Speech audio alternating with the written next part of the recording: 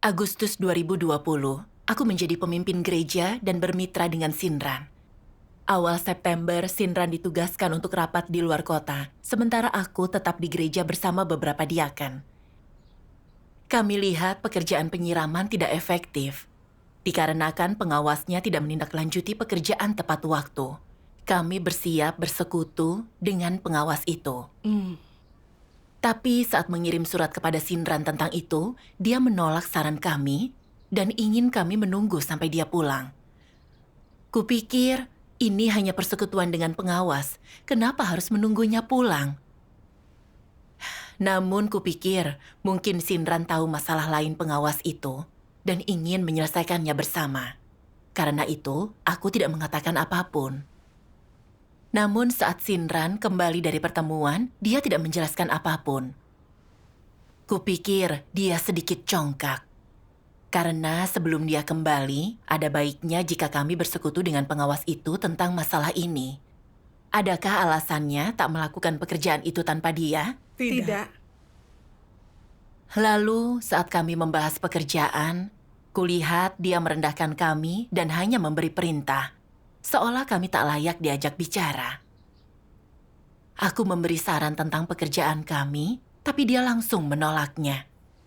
Beberapa saran tak bermasalah, tapi dia mencari kesalahan dan membuat kami menurutinya. Misalnya, saat menyelidiki pekerjaan beberapa tim, aku menemukan masalah dan menyarankan agar aku bersekutu dengan pengawasnya. Tapi Sinran tak ingin aku melakukannya dan berkata dia yang akan menanganinya nanti. Bukankah itu artinya menunda? Benar. Aku paling mengenal keadaan kerja di tim-tim itu daripada dia. Jadi, kuulangi saranku tapi dia masih bersikeras agar aku menurutinya. Itu membuatku tidak nyaman. Kupikir kami bermitra, tapi selalu dia yang memutuskan dan tak pernah bernegosiasi. Dia menolak semua saranku dan akhirnya aku harus mendengarkannya. Apa tidak ada saranku yang sesuai? Atau dia terlalu congkak? Namun kulihat dia sangat tegas. Aku tahu dia lebih lama menjadi pemimpin, pasti dia lebih tahu daripada aku. Jadi kuputuskan menurutinya dan tidak bicara lagi. Lalu kami berpencar untuk bertemu beberapa tim. Penanggung jawab pekerja penyiraman, Saudari Wang bilang, saat ini petobat baru terus bertambah dan pekerja penyiraman sibuk. Bisakah pemimpin dan pekerja menyambi menyiram petobat baru? Itu akan memastikan petobat baru disiram tepat waktu. Benar. Saran Saudari Wang bagus, jadi ku terima. Ternyata saat Sinran tahu, dia menulis surat yang kasar dan mengirimnya ke semua pekerja penyiraman. Surat itu menuduhku berencana buruk dan mengacaukan pekerjaan. Dia juga menangani Saudari Wang. Secara tersirat memarahinya. Katanya kami seenaknya bertindak dan membuat pengaturan. Mengganggu pekerjaan gereja dan itu sangat serius. Surat ini seperti tamparan. Aku terkejut sekali. Aku seenaknya. Aku mengganggu pekerjaan gereja. Aku terpaku. Takut aku telah tersesat dan menyebabkan gangguan. Aku merasa malu karena saudara-saudari bisa membaca surat ini juga. Apa pendapat semua orang tentangku? Bagaimana aku menghadapi mereka? Aku sedih dan merasa seperti dikutuk.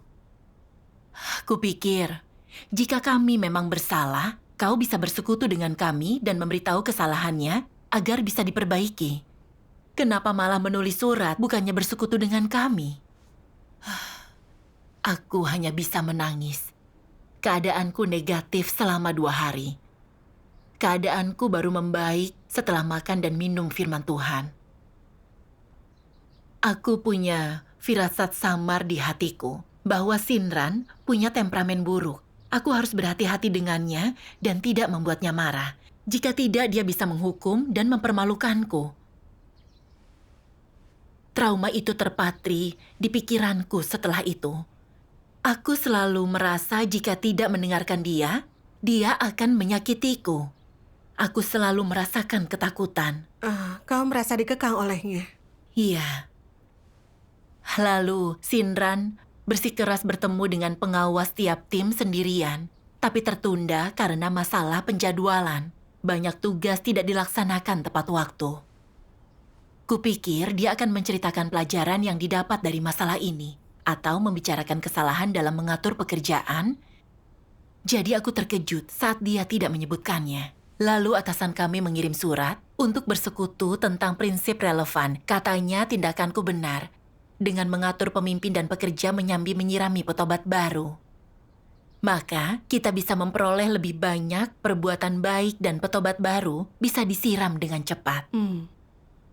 Kupikir Sinran akan merenungkan diri dan menyadari kesalahannya. Tapi dia tampak tidak peduli. Dia menatapku sinis dan memalingkan muka. Kupikir dia terus melakukan kesalahan, tapi tidak tahu diri. Berbahaya jika dia terus begini. Benar. Oh ya, apa kau sebutkan masalah ini kepadanya saat itu? Tidak. Aku lihat sikap angkuhnya.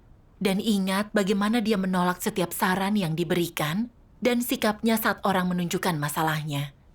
Serta betapa kerasnya dia pernah memarahiku, membuatku takut dan terkekang. Aku tak berani memberitahu dia. Saat itu, pekerjaan dilakukan dan diatur oleh Sinran. Meskipun kami mitra, dia tidak pernah berdiskusi denganku. Dia bertanggung jawab dan dia penentu keputusan. Setelah aku dan beberapa diaken mengungkapkan pandangan, dia selalu mencecar tentang masalah sudut pandang kami, lalu mengemas ulang ide kami dan memberikan idenya sendiri. Seiring waktu, kami mulai merasa lebih rendah darinya. Dan Sinran lebih bijaksana dan bisa melihat masalah lebih jelas. Jadi kami sering setuju dengannya dan menuruti dia. Saat Sinran sengaja mencari kesalahan atau menolak saranku, dia sangat agresif. Jadi aku selalu ketakutan. Rasanya jika tidak mendengarkan, dia akan melakukan hal yang kejam. Jadi aku berkompromi dan tidak berani melawannya. Karena sering ditolaknya, bahkan saat punya ide, aku tidak ingin membicarakannya. Lalu, aku makin pasif dalam tugas dan tidak lagi mencari cara untuk paling efektif. Aku seperti boneka. Aku tak punya pemikiran dan sudut pandang saat ada masalah dalam pekerjaan. Aku menunggu perintah Sinran dan melakukan semua yang dia mau. Beberapa diaken juga sama. Selama masa itu, aku makin pasif. Kau bahkan tidak bisa bertanggung jawab. Benar. Aku tahu Tuhan membenci keadaanku dan bersembunyi dariku. Tapi, aku tidak tahu cara mengubahnya dan ini menyiksa. Selama beberapa hari, kami menerima surat dari pemimpin atas yang berisi beberapa saudara-saudari ditangkap. Kami diminta membagi 2 kelompok dan tidak berada di satu tempat. Ini agar kami tak ditangkap sekaligus yang bisa menunda pekerjaan. Saat itu Sinran tidak ada, jadi aku berdiskusi dengan yang lain. Menurutku itu rencana bagus. Tapi menurut para diaken, pembagian itu menyulitkan diskusi, jadi akhirnya belum ada keputusan. Mereka ingin menunggu Sinran yang memutuskan. Kupikir ini hanya soal membagi kelompok, bukan masalah prinsip utama. Dan untuk masalah keamanan, ada baiknya berpisah. Namun tidak ada yang berani memutuskan. Mereka ingin menunggu Sinran. Kulihat semua orang memuja Sinran. Mereka mau menunggunya mengatur keadaan dan memutuskan. Dan aku sadar masalah pada dirinya serius. Iya. Lalu, ku beritahu saudari Lee tentang keadaanku dan masalah yang kutemukan pada Sinran. Ternyata, dia bilang merasa terkekang oleh Sinran juga. Dia selalu takut kepadanya dan tak berani melawan. Sinran sengaja memperbesar kekurangannya dan memarahinya di depan orang lain agar terlihat buruk. Sinran juga melakukannya kepada mitra lain. Iya. Lalu, saudari Lee menambahkan, Kita bisa melihat masalah Sinran, tapi jika tidak menyingkapnya dan menerapkan kebenaran, kita akan ditinggalkan Roh Kudus. Oh iya. Aku setuju dengan perkataannya. Aku teringat kutipan firman Tuhan, akan kubacakan. Baiklah. Tuhan berfirman, orang-orang di gereja yang melakukan kebenaran disingkirkan, tidak mampu untuk memberikan yang terbaik, sementara yang mengganggu dan menyebarkan kematian merajalela di dalamnya. Bahkan sebagian orang mengikuti mereka. Gereja seperti ini sungguh dikuasai iblis. Iblislah raja mereka. Apabila jemaat tidak bangkit dan menolak setan ini, cepat atau lambat mereka juga akan hancur. Harus ada tindakan tegas terhadap gereja semacam ini. Jika mereka yang mampu melakukan kebenaran tidak berusaha melakukannya, gereja itu akan dihapuskan. Jika suatu gereja tak punya orang yang mau melakukan kebenaran dan tidak ada yang bersaksi bagi Tuhan, gereja ini haruslah sepenuhnya dikucilkan dan diputuskan hubungannya dengan gereja-gereja lain. Ini disebut mengubur kematian. Inilah artinya mengusir iblis. Amin. Amin. Memikirkan firman Tuhan ini, aku takut. Firman-Nya dengan tepat menyingkap keadaan kami. Sinran menjadi berkuasa di gereja, tapi tidak ada yang berani menyingkap dia. Tak ada yang berani menerapkan kebenaran. Sebaliknya, kami menuruti dan membiarkannya menjadi penentu keputusan. Tidak ada Tuhan di hati kami. Tuhan pasti marah dan membenci kami.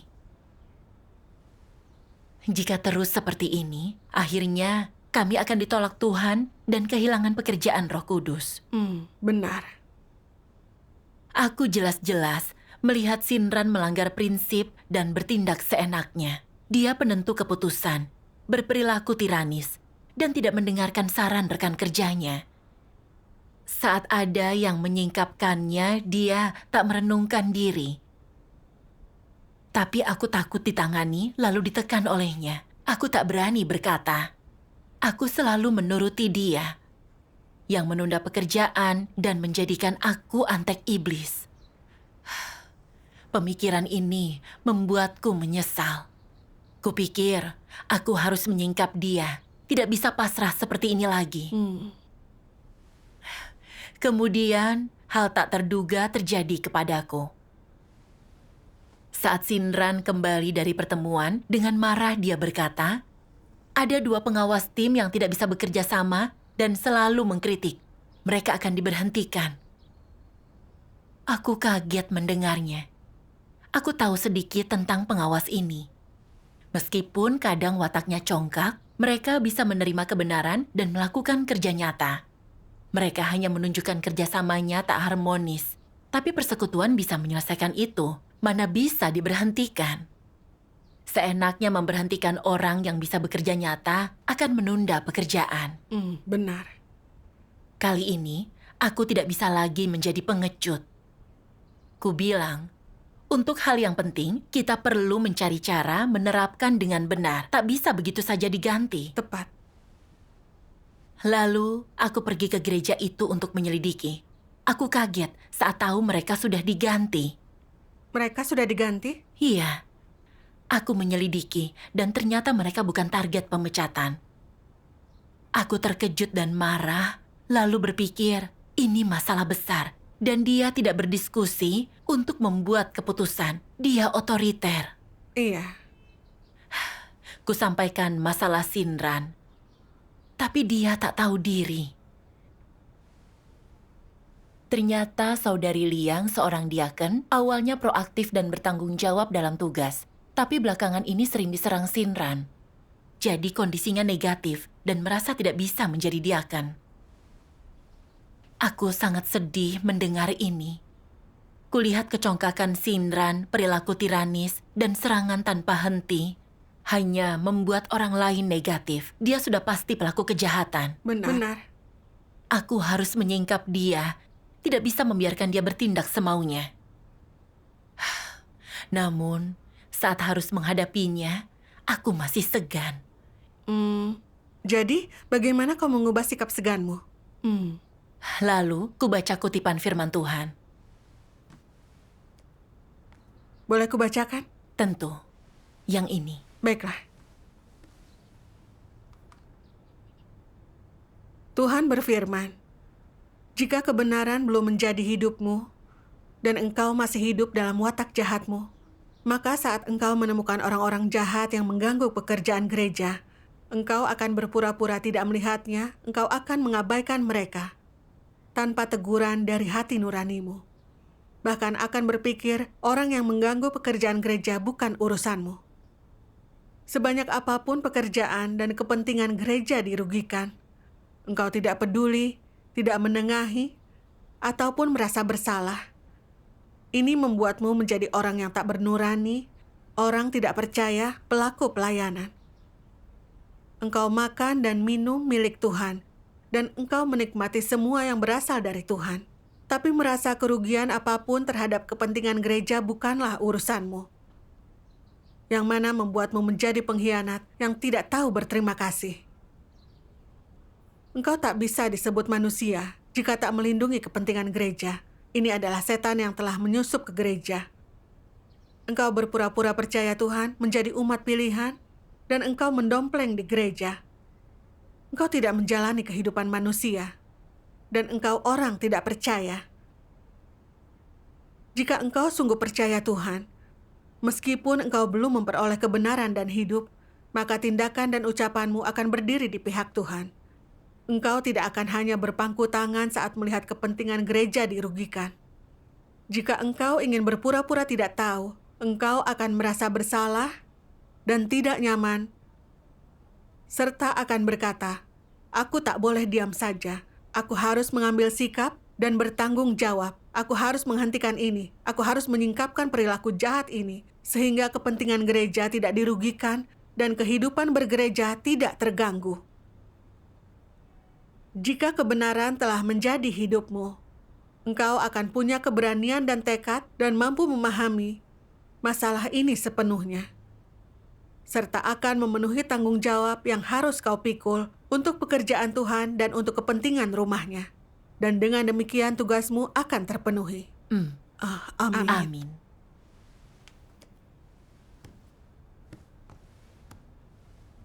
Dalam firman Tuhan kubaca, saat orang melihat kepentingan gereja dirugikan, orang itu merasa tidak terganggu, orang seperti itu tidak manusiawi. Itu membuatku sedih. Karena ini adalah perilakuku. Aku jelas melihat masalah Sinran, tapi tidak berani untuk menyingkapkan dia. Karena dia selalu mencari kesalahanku dan menyangkalku, menudingku serta menyerangku. Aku takut dan tidak berani menyinggungnya. Untuk melindungi diri, aku patuh dan merendahkan diri. Aku bahkan berpikir, jika patuh dan tunduk kepadanya, dia tak akan menekan dan menghukumku. Asalkan diriku terlindungi, aku mau didominasi dan dikendalikan. Aku hidup dalam keadaan ini tanpa memikirkan kepentingan gereja. Cara dia menentang prinsip dan bertindak seperti tiran. Tapi aku tak berani menyingkap dia. Bahkan saat dia menyerang dan menjadi penentu keputusan, aku tidak berani menentang dan menghentikannya. Watak budakku serius. Aku hanyalah seorang pengecut tak berguna. Bagaimana bisa aku punya martabat seperti ini? Kunikmati penyiraman firman Tuhan dan segala hal yang berasal dari Tuhan. Tapi aku berusaha melindungi diri dan tidak bisa melindungi kepentingan gereja. Aku orang tak layak. Aku sedih dan bersalah memikirkan ini.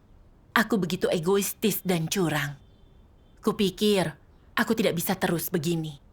Kali ini meski dia menghukumku, aku harus tegas menyingkapkannya dan melindungi pekerjaan gereja. Ini tanggung jawabku. Syukur kepada Tuhan. Saat aku kembali, sebagai tanggapan atas pemecatan Sinran terhadap 2 pengawas, kusingkapkan pelanggaran prinsip dan perilaku tiranisnya. Namun sebelum bicara, dia menyelaku dan bilang aku tak bisa bekerja harmonis dengannya. Beberapa diaken juga menyingkap perilakunya yang menekan dan mendominasi. Akhirnya, dia pun tidak bisa menyangkalnya. Jadi dia bilang hanya tidak mengetahui masalah yang kami ceritakan dan dia akan mencarinya nanti. Akhirnya dia berkata, "Karena kualitasku aku tergoda untuk congkak." Dia bahkan tidak berpikir untuk merenung. Benar. Iya, aku terdiam saat mendengar itu. Dia tidak masuk akal. Benar. Iya. Setelah itu, kedua diaken bersekutu dengan Sinran, berharap dia bisa bertobat. Tapi Sinran tidak menerimanya, bahkan menyerang kedua saudari itu. Saat melihat Sinran tak menerima kebenaran dan tak menyadari perbuatannya, aku sadar masalah Sinran serius. Iya. Lalu, aku penasaran tentang sesuatu. Kami dihukum oleh Sinran hingga kami lemah, hingga tak ingin melakukan tugas. Apa yang sebenarnya terjadi?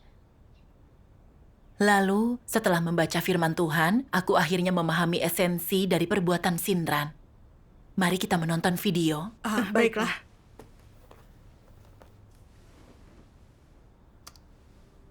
Tuhan Yang Maha Kuasa berfirman, Antikristus memiliki motif dan tujuan di balik segala cara yang mereka gunakan untuk menentang orang yang mengejar kebenaran. Alih-alih berusaha untuk melindungi pekerjaan rumah Tuhan, tujuan mereka adalah untuk melindungi kekuasaan dan status mereka sendiri, serta melindungi kedudukan dan citra mereka di hati umat pilihan Tuhan. Metode dan perilaku ini adalah rintangan dan gangguan terhadap pekerjaan rumah Tuhan dan juga memiliki efek menghancurkan terhadap kehidupan bergereja. Bukankah ini perwujudan paling lazim dari perbuatan jahat antikristus?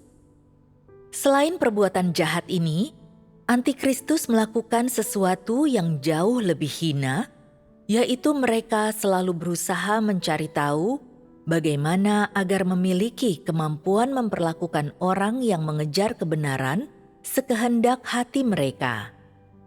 Sebagai contoh, jika beberapa orang telah berzina atau melakukan pelanggaran lainnya, Antikristus memanfaatkan hal ini sebagai pijakan untuk menyerang mereka, mencari kesempatan untuk menghina, menyingkapkan dan memfitnah mereka, melabeli mereka untuk mematahkan semangat mereka dalam melaksanakan tugas sehingga mereka merasa negatif.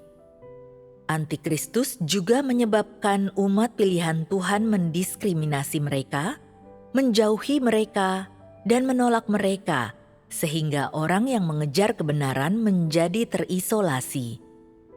Pada akhirnya, ketika semua orang yang mengejar kebenaran merasa negatif dan lemah, tidak lagi dengan aktif melaksanakan tugas mereka, dan tidak mau menghadiri pertemuan, tujuan antikristus pun tercapai. Begitu orang yang mengejar kebenaran tidak lagi mengancam status dan kekuasaan mereka, dan tak seorang pun berani melaporkan atau menyingkapkan mereka lagi, antikristus bisa merasa tenang. Apa yang antikristus pikirkan yang membuat mereka mampu melakukan kejahatan seperti itu? Jika orang yang mengejar kebenaran sering mendengarkan khotbah, mereka mungkin dapat mengetahui tindakanku yang sebenarnya suatu hari nanti, dan kemudian mereka pasti akan menyingkapkanku dan menggantiku. Sementara mereka melaksanakan tugas mereka, status, gengsi, dan reputasiku terancam. Lebih baik menyerang terlebih dahulu, mencari kesempatan untuk mendapatkan pengaruh untuk mengganggu dan mengutuk mereka, dan membuat mereka pasif sehingga mereka kehilangan keinginan untuk melakukan tugas mereka. Lebih baik memicu terjadinya konflik antara para pemimpin dan pekerja dengan orang yang mengejar kebenaran, sehingga para pemimpin dan pekerja membenci mereka, menghindari dan tidak lagi menghargai atau mempromosikan mereka. Dengan begitu, mereka tidak akan lagi memiliki keinginan untuk mengejar kebenaran atau melaksanakan tugas mereka. Lebih baik jika orang yang mengejar kebenaran tetap pasif. Inilah tujuan yang ingin dicapai oleh antikristus. Amin. Dari firman Tuhan, aku lihat antikristus menganggap kekuasaan sebagai kehidupan. Mereka khawatir orang yang mengejar kebenaran akan menguak mereka, lalu mendapatkan dukungan dari saudara-saudari.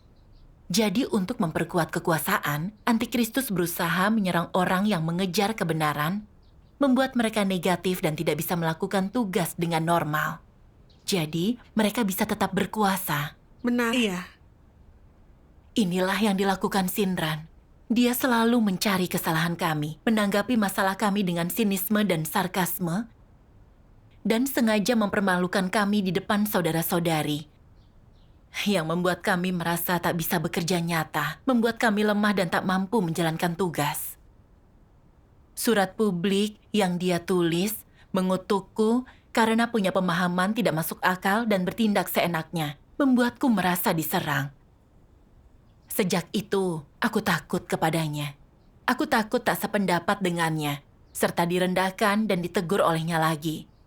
Jadi, aku berusaha mengikuti dia, tidak berani menyinggung dan melawan keinginannya lagi, atau menyingkap dia. Dia memakai metode sama untuk para diaken, membuat orang menunduk dan berintrospeksi agar tidak ada yang bisa memahami dia. Semua orang merasa dibatasi dan tak ada yang berani menolaknya. Inilah cara dia mencapai tujuannya berkuasa. Benar. Perkataan dan tindakan Sinran sangat jahat, licik, dan kejam. Semua perbuatannya seperti antikristus. Iya, tepat sekali. Aku juga bingung, karena kami semua ditekan olehnya. Kenapa kami masih menghormati dan menurutinya? Tidak berani membuat keputusan tanpanya. Bagaimana dia bisa mengendalikan kami seperti itu? Lalu, kubaca kutipan firman Tuhan. Mari kita menonton video. Baiklah. Tuhan Yang Maha Kuasa berfirman, salah satu tanda paling umum bahwa antikristus mengendalikan orang adalah dalam lingkup kendali mereka, hanya merekalah yang menjadi penentu keputusan. Jika antikristus tidak hadir, tak seorang pun berani memutuskan atau mengambil keputusan. Jika antikristus tidak hadir, semua orang bagaikan anak-anak tanpa ibu.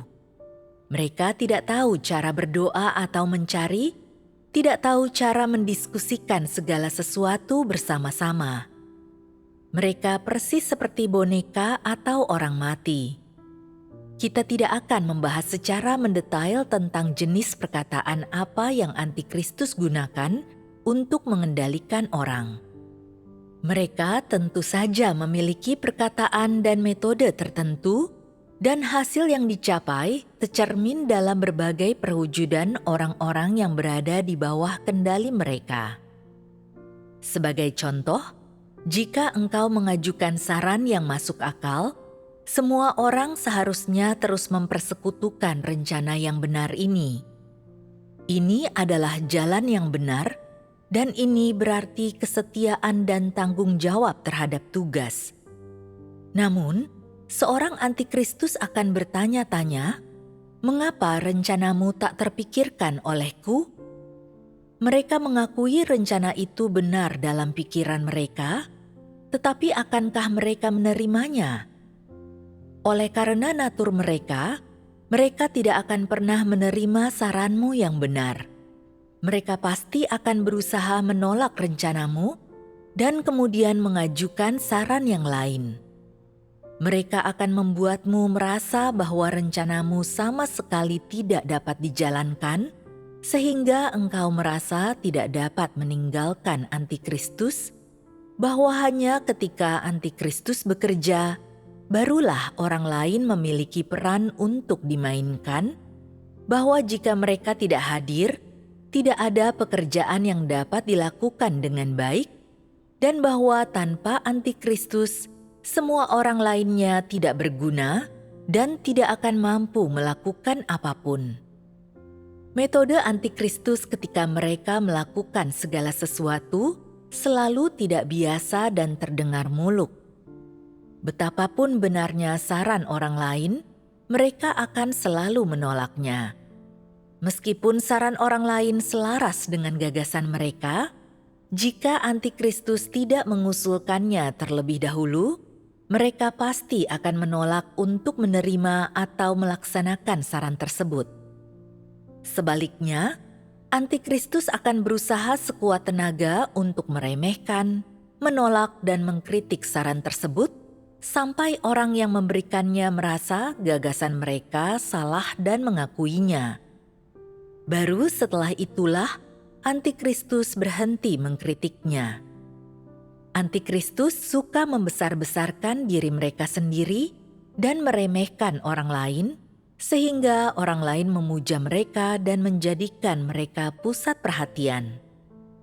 Antikristus membiarkan diri mereka saja yang berkembang, dan orang lain hanya berfungsi sebagai latar belakang yang membuat mereka menonjol.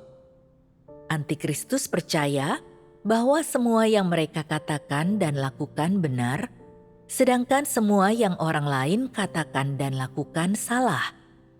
Mereka sering mengajukan sudut pandang baru untuk menolak pandangan dan penerapan orang lain. Mereka mencari-cari kesalahan dan menemukan masalah dengan pendapat orang lain, dan mereka menghalangi atau menolak rencana orang lain, sehingga membuat semua orang harus mendengarkan mereka dan bertindak sesuai dengan metode mereka. Mereka menggunakan metode dan cara-cara ini untuk terus-menerus menolakmu, menyerangmu, dan membuatmu merasa bahwa engkau tidak cukup baik, sehingga engkau semakin tunduk kepada mereka, menghormati mereka, dan mengagumi mereka sampai akhirnya engkau berada di bawah kendali mereka sepenuhnya. Inilah proses di mana antikristus menaklukkan dan mengendalikan orang. Amin. Setelah membaca firman-Nya, hatiku cerah.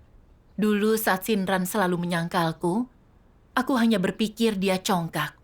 Tapi aku tidak memahami niat dan natur tindakannya. Setelah membaca firman Tuhan, aku tahu setiap kali Sinran menyangkal kami, dia sangat ahli menemukan masalah dalam sudut pandang kami dan menyangkal itu.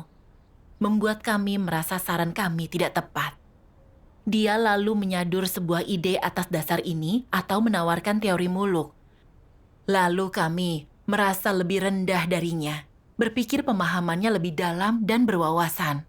Kami gagal mengenali dia, malah makin mengaguminya. Sampai akhirnya tanpa sadar menolak diri sendiri. Kami merasa saran kami tidak berguna dan kami hanya harus mendengarkan dia.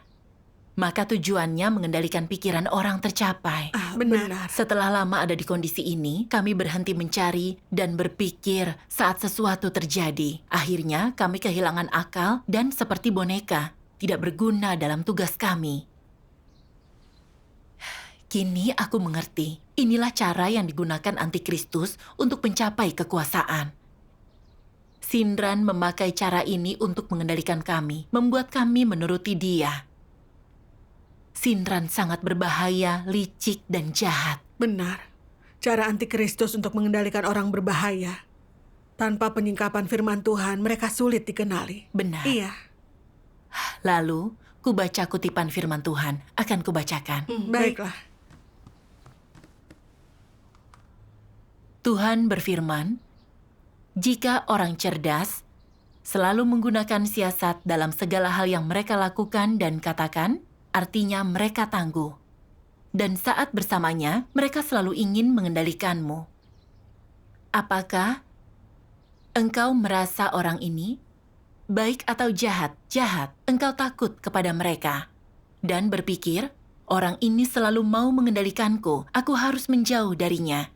Jika aku tidak menurutinya, dia akan menyakitiku diam-diam dan mungkin menghukumku. Engkau dapat merasakan watak mereka jahat, bukan? Ya, bagaimana engkau bisa merasakannya? Mereka selalu membuat orang menuruti tuntutan dan gagasan mereka. Apakah salah jika mereka menuntut orang lain dengan cara ini? Apakah salah jika orang lain menuntutmu melakukan sesuatu? Apa logika ini benar? Apa ini sesuai kebenaran? Tidak. Apakah metode mereka atau watak mereka yang membuatmu tidak nyaman? Watak mereka. Benar. Watak mereka membuatmu merasa tidak nyaman, merasa bahwa watak ini berasal dari iblis dan tidak sesuai kebenaran, dan bahwa itu mengganggu, mengendalikan, dan mengikatmu. Watak mereka membuatmu tidak nyaman, juga membuatmu takut. Dan merasa jika engkau tidak menuruti mereka, mereka mungkin akan menghukummu. Watak orang semacam ini sangat kejam. Mereka tidak hanya mengatakan sesuatu begitu saja, mereka juga ingin mengendalikanmu. Mereka mengajukan tuntutan keras terhadapmu dan memintamu melakukan hal dengan cara tertentu. Ini menyiratkan jenis watak tertentu. Mereka menuntutmu juga ingin mengendalikan seluruh keberadaanmu. Jika mereka mengendalikanmu, engkau akan menjadi boneka untuk dimanipulasi mereka. Mereka senang saat apa yang ingin kau lakukan dan cara engkau melakukannya tergantung pada mereka. Saat engkau menyadari watak ini, apa yang kau rasakan di hatimu? Aku merasa takut. Dan ketika engkau merasa takut, bagaimana engkau mendefinisikan watak mereka? Apakah watak mereka bertanggung jawab? Apakah baik hati atau kejam? Engkau akan merasa itu kejam. Saat engkau merasa watak seseorang itu jahat, apa engkau bahagia atau merasakan kebencian, antipati, dan ketakutan? Kebencian, antipati, dan ketakutan. Perasaan-perasaan buruk ini bermunculan. Saat engkau merasakan kebencian, antipati, dan ketakutan, apa engkau merasa merdeka dan bebas ataukah merasa terikat? Terikat. Berasal dari manakah rasa dan perasaan semacam ini? Semua itu berasal dari iblis. Amin. Amin. Dari firman Tuhan aku mengerti kenapa aku takut kepada Sinran dan tidak berani melawannya. Terutama saat Sinran menangani dan menyangkalku, dia punya watak jahat yang membuatku merasa terkekang dan tertindas. Kurasa jika tidak mendengarkan, dia akan menekanku. Sebenarnya, aku sedang dikendalikan oleh watak jahatnya. Sinran menyerang kami dengan watak jahatnya, sengaja mencari kekurangan kami, untuk membuat kami berkompromi dan akhirnya menjadi bonekanya, agar semua orang tunduk, menghilangkan ketidaktaatan, untuk mencapai tujuannya berkuasa penuh. Hasratnya untuk mengendalikan terlalu kuat. Benar. Iya. Lalu, aku dan para diaken bersekutu tentang firman Tuhan. Makin kami bicara, makin cerah hati kami. Kami punya pemahaman tentang metode Sinran dalam mengendalikan kami. Kami juga lihat natur Sinran congkak dan kejam.